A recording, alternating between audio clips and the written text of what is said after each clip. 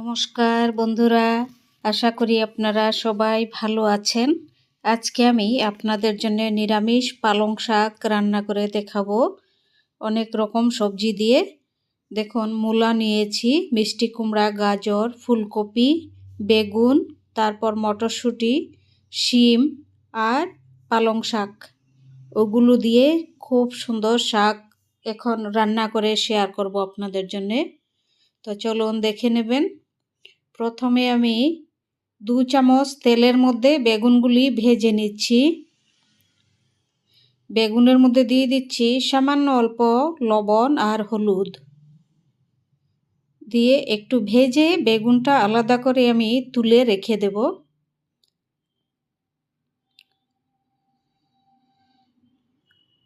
বেগুন ভাজা হয়ে গেছে, দেখুন।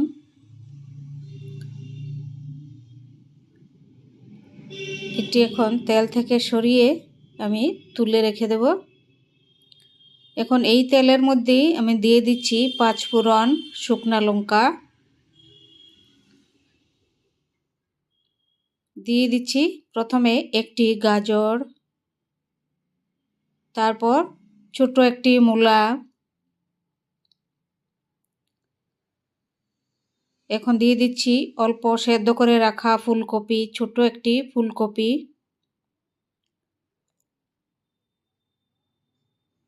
তারপর দিয়ে দিচ্ছি 5টা শিম,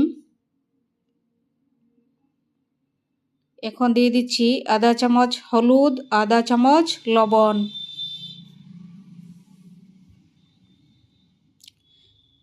দিয়ে এখন দিয়ে দিচ্ছি মিষ্টি কুমড়া। এখন এগুলি 5 মিনিট ঢাকা দিয়ে ভালো করে সেদ্ধ করে নেব।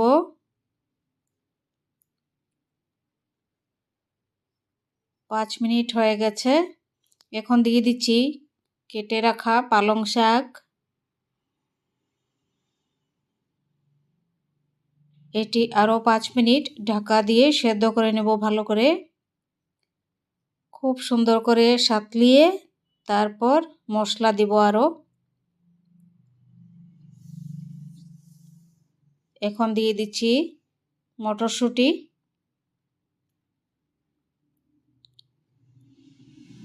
তারপর দিয়ে দিচ্ছি 1 চামচ আদা আর কাঁচা লঙ্কা বাটা।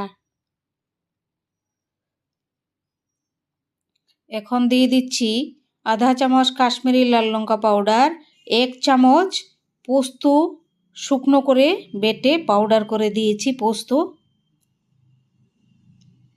খুব সুন্দর গন্ধ হবে, এরকম করে রান্না করে খেয়ে দেখবেন, খুব ভালো লাগবে। পালং শাক ভাজা পোস্ত পাউডার করে এইরকম। আর এটির মধ্যে অন্য কোনো মশলা দেব না। হয়ে গেছে দেখুন তরকারি।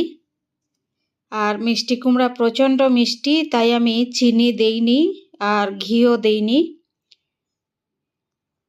এখন দিয়ে দিচ্ছি ভেজে রাখা বেগুন। বাস, এবার গ্যাসটি অফ করে দেব। দুর্দান্ত হবে খেতে, দেখুন, গরম গরম রুটির সাথে, ভাতের সাথে, লুচির সাথে।